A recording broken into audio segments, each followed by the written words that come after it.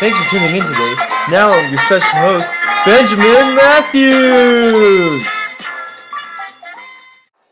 Hello. Thanks for tuning in today on this primetime episode of American Innovators. Before we speak about the amazing presidential election of 2012, we have a special guest, the American Innovator, Samuel Slater! Thanks for making it, Mr. Slater. Long time no see. Well, as you know, this is American Innovators. So please tell us what you're all about. Okay. I am a son of a Yeoman farmer. While growing up, I was skilled in arithmetic at the age of 14. I worked on the first spinning mill driven by water on the Derwent River by my childhood home. Through this experience, I realized that the best advancements for the textile industry were here in the U.S. Due to the fact that no automatic machine really existed in the U.S. and the British machines were on lockdown, I had to go to London disguised as a farm laborer to see how the machines functioned. After I returned from London, I was hired by the New York manufacturing company here in the U.S. I was disappointed with my mill because I was poorly equipped and lacked the water the textile industry needed. With no power to run the sewing machines, I had to try to find a new mill to share my new ideas of new mill functions. I eventually found one. Almy and Brown operate a mill in Pawtucket, Rhode Island. I immediately earned the job. I became a partner at that firm. There, I created a duplicate mill as the one I worked on in Britain. After the mill opened in the late 1790s, we needed workers, so I hired children from the town and trained them. In 1793, my partners and I expanded our business on the Blackstone River.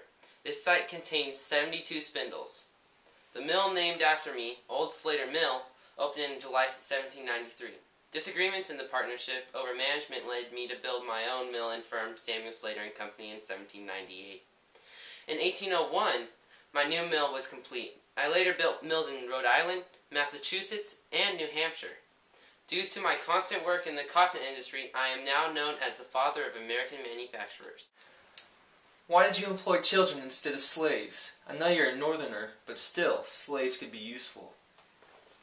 I know it sounds really harsh, but we were in need of a lot of workers to work these new spindles, and they needed the money, so it was a 50-50 deal.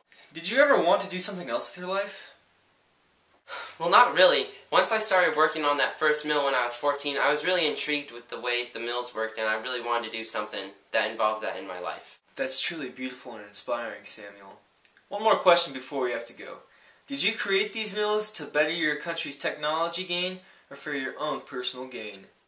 Good question, Benjamin.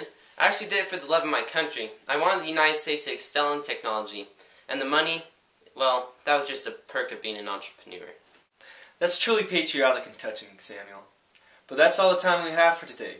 Thank you for being here on another episode of America's Innovators. Up next, the race for presidency between Obama and Romney. And I'm proud to be an American when we stand on free. And I won't forget the men who died, who gave that right to me. And I gladly stand up next to you and defend her.